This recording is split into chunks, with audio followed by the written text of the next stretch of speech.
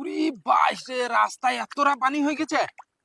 Thank you ভাই, তুমি আমার এত বড় হেল্প করছো, না হলে আমি অন্ধ মানুষ, আমি কি বাড়ি পৌঁছাইতে পারতাম না। অন্ধ? হ্যাঁ ভাই, আমি অন্ধ।你别笑。